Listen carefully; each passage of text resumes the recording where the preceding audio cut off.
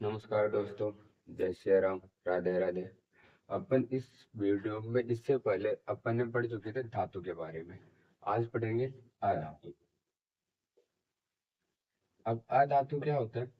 जो इलेक्ट्रॉन ग्रहण करने की क्षमता रखते हैं, मतलब वे सभी तत्व जो इलेक्ट्रॉन ग्रहण करते हैं। और इलेक्ट्रॉन ग्रहण करते हैं इसका मतलब इनकी विद्युत ऋणता क्या होगी? विद्युत ऋणता उच्च होगी। तो उन सभी तत्वों को क्या कहेंगे? अधातु। अभी इलेक्ट्रॉन विद्युत ऋणी होते हैं, मतलब इलेक्ट्रॉन ग्रहण करते हैं, इस कारण इनकी विद्युत ऋणता भी उच्च होती है। अब ये अधातु ऑक्सीजन से क्रिया करके अधातु ऑक्साइड बनाते हैं। अधातु ऑक्साइड बनाते हैं और इन अधातु ऑक्साइड की प्रकृति होती है अम्लीय।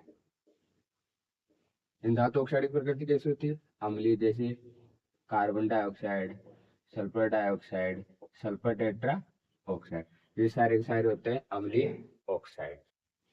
दूसरी चीज, अधातुओं में चमक नहीं होती, जबकि धातुओं के अंदर चमक होती। इसका एक अपवाद स्वरूप उदाहरण चलेगा, जिसको अपन एक्सेप्शन बोल सकते हैं। वह है एक तो आयोडीन और इसके अलावा हीरा। अधातु विद्युत एवं ऊष्मा के कुचालक होते हैं। ऊष्मा के कुचालक होते हैं, परंतु ग्रेफाइट विद्युत का सुचालक होता है। वो सुचालक इसलिए होता है क्योंकि ग्रेफाइट के अंदर मुक्त इलेक्ट्रॉन उपस्थित होते हैं। नेक्स्ट, अगर कमरे के ताप पे बात करें, कमरे के ताप पर अधातु ठोस अवस्था में, द्रव अवस्था में व गैस अवस्था में, तीनों ही अवस्थाओं में उपस्थित हो सकती है। ठोस अवस्था में जैसे उदाहरण के तौर पर कार्बन, फॉस्फोरस, सल्फर। द्रव अवस्था में जो एक अधातु मिलेगी आपको द्रव अवस्था में, वह है ब्रोमीन। इसके अलावा गैस अवस्था में ऑक्सीजन, नाइट्रोजन, हाइड्रोजन, इसके अलावा क्लोरीन, ये सारी सारी मिलेगी गैसीय अवस्थाओं में। इसके अलावा ये इसकी कठोरता कम होती है तथा ये नरम होते हैं तथा भंगुर प्रकृति के होते हैं। लेकिन हीरा अत्यधिक कठोर होता है।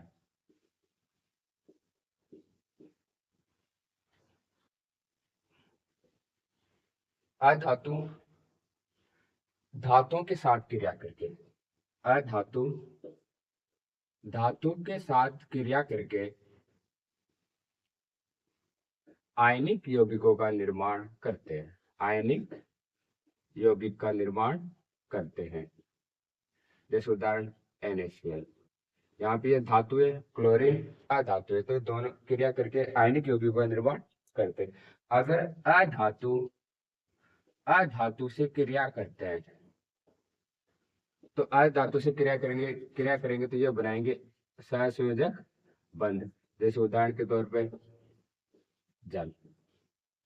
तो अधातु धातु से क्रिया करेंगे तो आयनिक यौगिकों का निर्माण करते हैं। अधातु अधातु से क्रिया करेंगे तो ये एक सहसंयोजक यौगिकों का निर्माण करते हैं, जैसे उदाहरण के तौर पे जल। अब इसमें नेक्स्ट पॉइंट है, अधातुओं के गलनांक कम होते हैं तथा इनके घनत्व घनत्व भी इनका निम्न होता है या कम होता है, और साथ में ये हल्के होते हैं। लेकिन गलनांक में एक उदाहरण आएगा, हीरा और ग्रेफाइट। इनके गलनांक उच्च होते हैं, उच्च होते हैं। इसमें एक नोट लगाइए, एक लाइन याद रख लेना। फॉस्फोरस है ना, वायु में स्वतः जलने लगता है, इस कारण इसे हमेशा जल के अंदर डुबोकर रखा जाता है। नोट, दूसरा नोट, अपन अम्लीय ऑक्साइड पढ़ चुके। इसके अलावा एक ऑक्साइड है उदासीन ऑक्साइड, और उदासीन ऑक्साइड के उदाहरण है कार्बन मोनोऑक्साइड, नाइट्रोजन मोनोऑक्साइड, और इसके अलावा जल। ऐसे एक और ऑक्साइड होते हैं उभयधर्मी ऑक्साइड, जो ये अम्लीय ऑक्साइड और क्षारीय ऑक्साइड दोनों की तरह व्यवहार करते हैं, जिसमें aluminium oxide, zinc oxide, lead oxide. इसके बाद नेक्स्ट टॉपिक है उपधातु, मेटलॉइड। अब उपधातु क्या होते हैं? जो धातु एवं अधातु दोनों के गुण रखते हो उनको कहा जाता है उपधातु। और पूरी आवर सारणी के अंदर केवल आपको 7 उपधातु मिलेंगे, जिसमें एक है boron, silicon, arsenic, tellurium, polonium और एंटीमनी।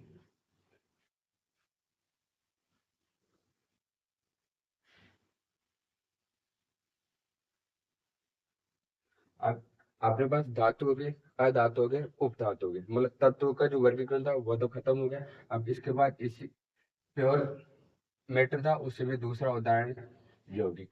अब यौगिक क्या होते हैं? मतलब जैसे मान लो दो या दो से अधिक तत्व या अणु आपस में संयोजित होंगे, और आपस में संयोजित होंगे एक निश्चित अनुपात में संयोजित होते हैं, और उनके मध्य एक रासायनिक संयोग होगा, जिससे एक नए पदार्थ का निर्माण होता है, और उसी को कहा जाता है यौगिक। तो इसकी डेफिनेशन ये हो जाएगी कि दो या दो से अधिक तत्व या अणु का निश्चित अनुपात में रासायनिक संयोजन से बने पदार्थ को यौगिक कहा जाता है।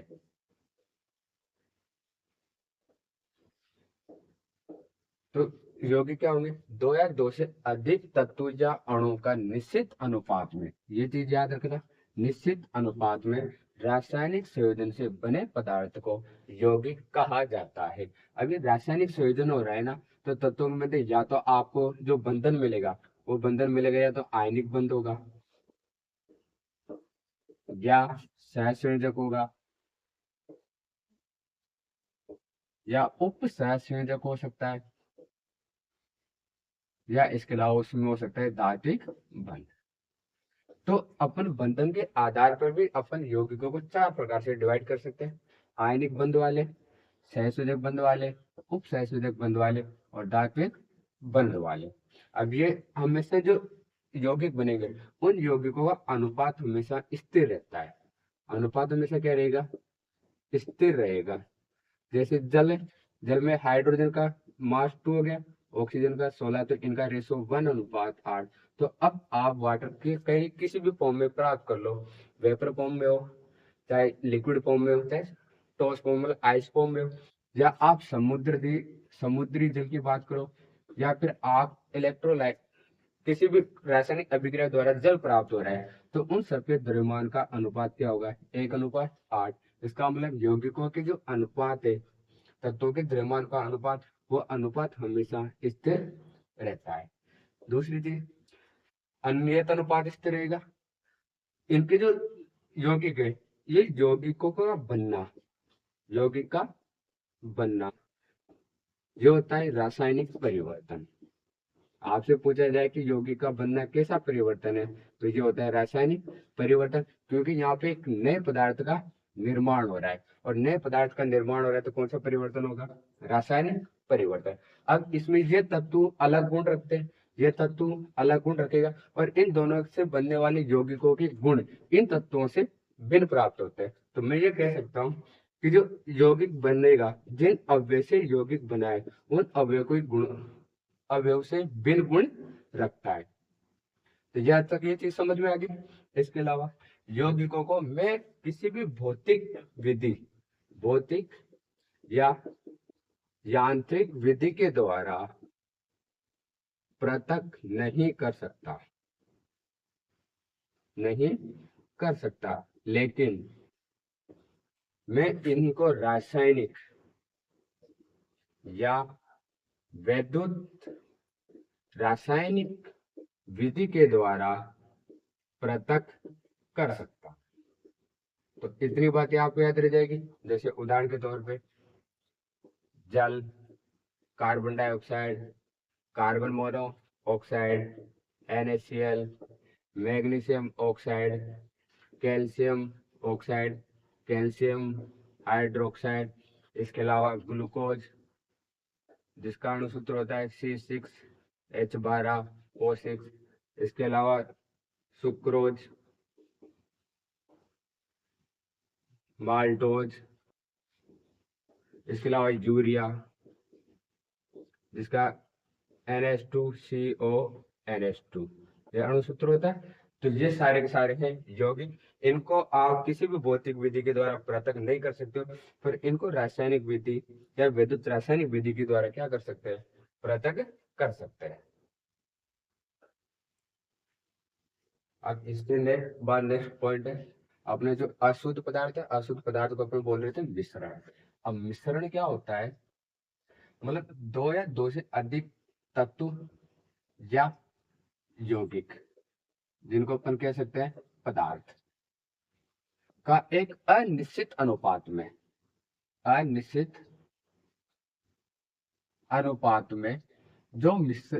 जो पदार्थ बनेगा, अनिश्चित अनुपात में जो पदार्थ बन रहा है उसी को कहेंगे मिश्रण। अभी मिश्रण बनता है ना, तो इनमें किसी प्रकार की कोई रासायनिक अभिक्रिया नहीं होती। तो इस मिश्रण का बनना एक भौतिक परिवर्तन है, और भौतिक परिवर्तन है तो मैं मिश्रण को भौतिक विधियों के द्वारा पृथक कर सकता हूँ। और भौतिक विधियां क्या होती है, जैसे पहला छानना, जैसे किसी भी रेत और उसमें उपस्थित कंकड़ को अगर मैं पृथक करना चाहूँ, तो रेत को छलने की या रेत छानने का जो आता है उसके द्वारा मैं कंकड़ और रेत को अलग कर सकता हूँ। तो उस वह मेथड को कहा जाएगा छानना। दूसरा निस्तारण क्या होता है, जैसे पानी और रेत को पृथक करना है, तो जो ठोस वस्तु है वो तो नीचे जम जाती है और पानी ऊपर रह जाता है, तो उसको पृथक करना क्या कहलाएगा, निस्तारण। तीसरी चीज जैसे ऊध्रुपातन वो होता है जो सीधे ठोस अवस्था से गैस अवस्था में कन्वर्ट हो जाए। जैसे कि उदाहरण में नमक है, नमक के अंदर मेरे पास या तो उसमें नेफ्थलीन हो या एंथ्रासीन हो या कपूर का मिश्रण हो। तो जैसे मैं इसको गर्म करूंगा तो ये तीनों ऊध्रुपात हो जाते हैं, मतलब सीधे ठोस अवस्था से गैस अवस्था में परिवर्तन हो जाता है और शेष क्या बच जाता है, नमक। तो इस मिश्रण को मैं पृथक कर सकता हूँ। तो ये मेथड कहलाता है ऊध्रपातन। चौथा है प्रभावी आसवन। और प्रभावी आसवन क्या होता है, जब दो ध्रुवों का मिश्रण है, उन मिश्रण के क्वथनाओं का अनुपात अगर 25 डिग्री सेल्सियस या 25 डिग्री केल्विन से कम अंतर है तो ये कौन सी विधि काम में लूंगा मैं, प्रभावी आसवन विधि। और इन विधियों के द्वारा पेट्रोलियम पदार्थ व वायु के मिश्रण को पृथक किया जाता है। इसके अलावा एक इसी विधि में आती है आसवन विधि, जब इनका अनुपात 25 डिग्री सेल्सियस या 25 डिग्री केल्विन से अधिक के तापमान का अंतर हो जाता है, तो उसमें कौन सी विधि काम मिलेंगे, आसवन विधि। और इसके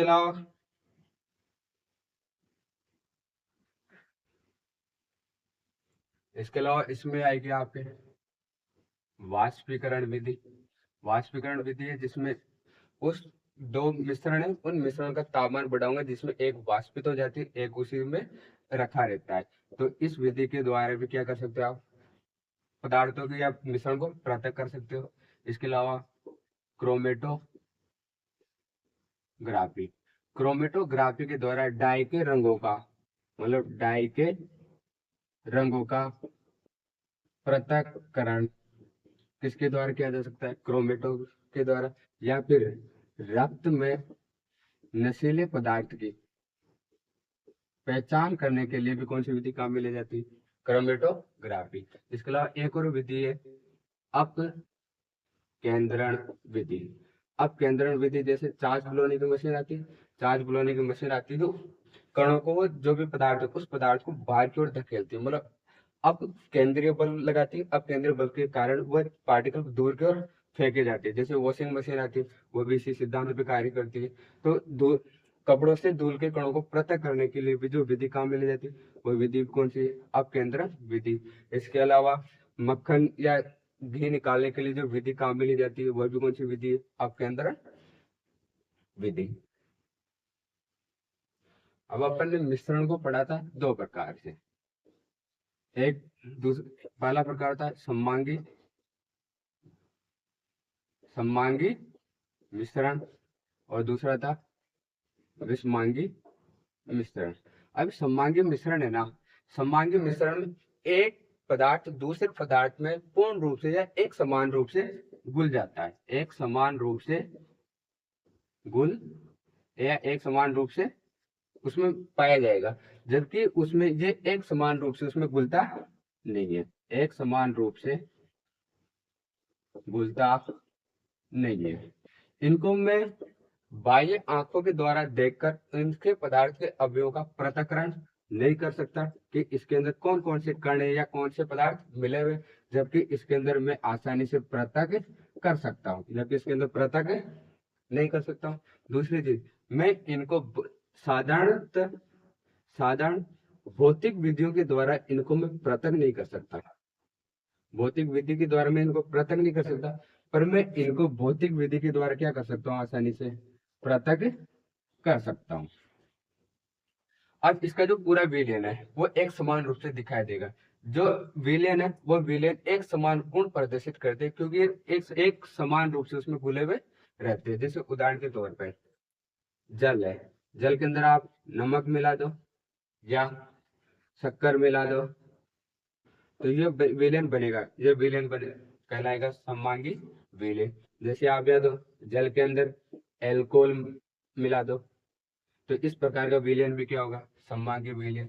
जैसे वायु मिश्रण, अब वायु के अंदर आपको गैसें मिलेगी जिसमें ऑक्सीजन भी होगी, नाइट्रोजन भी होगी, कार्बन डाइऑक्साइड भी होगी। तो ये पूरे एक साथ मिले हुए, इसमें ये निर्धारित नहीं कर सकता हूँ कि यहाँ पे ऑक्सीजन है, यहाँ पे नाइट्रोजन या कार्बन डाइऑक्साइड है, तो इसमें पृथक नहीं कर सकता हूँ। तो इस वायु भी किस प्रकार का मिश्रण है, सममांगी मिश्रण है। इसके अलावा जितने भी धातु अमलगम आते हैं, अमलगम आते हैं वो सारे सारे किस प्रकार के मिश्रण है, सममांगी मिश्रण। जैसे सोडियम अमलगम, जिंक अमलगम। अब अमलगम का मतलब होता है ये मरकरी के अंदर घुले हुए होता है, इस कारण इनको अमलगम कहा जाता है। साथ में और भी उदाहरण इसके, जैसे जितने भी मिश्र धातु है, एलओई है, वो मिश्र धातु किनके उदाहरण है, सममांगी विलयन के। जिसमें उदाहरण के तौर पे आप पढ़ना चाहो तो कांसा होता है, कांसा होता है कॉपर प्लस टिन का। पीतल, पीतल में होता है copper plus zinc. Stainless steel जो मिलकर बनी होती है iron plus chromium plus carbon. इसके अलावा डेंटल फिलिंग, और डेंटल फिलिंग के अंदर होता है सिल्वर, और सिल्वर के साथ होती है मरकरी। तो ये सारे सारे धातुओं का मिश्रण है, और धातुओं का मिश्रण कहलाता है सममांगी विलयन। अब सममांगी विलयन है, अब इसमें सबसे अच्छा उदाहरण आता है विलयन वाला। किसका उदाहरण आएगा, विलयन का। जितने भी विलयन के उदाहरण देखे जाएंगे वो सारे के सारे कैसे होंगे, सममांगी मिश्रण के। अब विलयन में दो अवयव होते हैं, हमेशा कितने अवयव होंगे, दो अवयव होते हैं। और दो अवयव में एक तो होता है विलय और एक होगा विलायक। विलय को हमेशा विलायक में घोला जाता है, इस कारण ये तो हमेशा अधिक मात्रा में होगा और ये होगा कम मात्रा में। अब विलायक की संख्या हमेशा एक होती है, विलायक की संख्या एक से अधिक हो सकती है। इस आधार पर विलय निम्न प्रकार के हो सकते हैं, जैसे द्विअंगी विलय। और द्विअंगी विलयन है तो इसमें एक तो विलय होगा और एक क्या होगा, विलायक।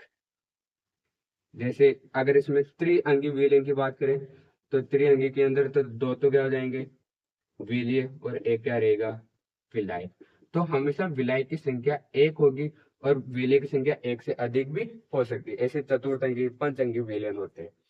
उसी के अलावा अगर विलय की सांद्रता के अकॉर्डिंग बात की जाए कि विलयन कितने प्रकार के होते हैं, तो उस आधार पर भी 3 प्रकार के होंगे।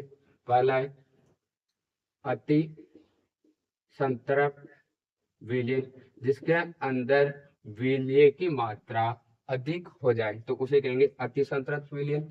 एक होगा अल्प संतृप्त विलयन, जिसके अंदर विलय की मात्रा न बहुत कम हो उसे कहेंगे अल्प संतृप्त विलयन। एक होगा संतृप्त विलयन।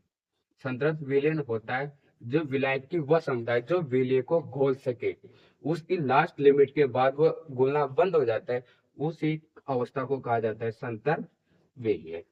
इसी के आधार पर विलय व विलायक की अवस्था के आधार पर बात करें तो इस आधार पर विलयन होते हैं 9 प्रकार के। आप सीधा ये याद रखना कि विलय और विलायक की अवस्था के आधार पर बात करें तो विलयन कितने प्रकार के होते हैं, 9 प्रकार के। विलय की संख्या के आधार पर द्विअंगी, त्रिअंगी, चतुर्थंगी, पंचअंगी कितने भी हो सकते हैं, इसमें कोई लिमिट नहीं है। पर इसकी संतृप्तता के अकॉर्डिंग देखा जाए कि विलय की मात्रा के अकॉर्डिंग अगर देखा जाए तो कितने प्रकार के होंगे, 3 प्रकार के।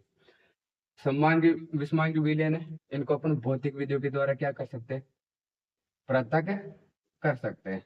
जैसे उदाहरण के तौर पर रेत, रेत में आप क्या डाल दो, गेहूं, तो ये मिश्रण है, वो मिश्रण कहलाएगा विषमांगी मिश्रण, जिनको मैं आंखों से देख के बता सकता हूँ। इसके अलावा जैसे आप उदाहरण पानी प्लस रेत, तो ये मिश्रण भी कैसा हो जाएगा, विषमांगी मिश्रण। और इनके अंदर 2 उदाहरण आते हैं सबसे अच्छे, एक तो आएगा कोलाइड और एक आएगा निलंबन। और एक कोलाइड और निलंबन दोनों टिंडल प्रभाव प्रदर्शित करते हैं, जबकि विलयन टिंडल प्रभाव प्रदर्शित नहीं करता है। तो अपने सिलेबस के अकॉर्डिंग अपने इतना ही आता है, बाकी इसके अलावा और देखेंगे। और वीडियो को लाइक कीजिए, शेयर कीजिए और कमेंट कीजिए, और आप ऐसे ही सपोर्ट करते रहिए। धन्यवाद।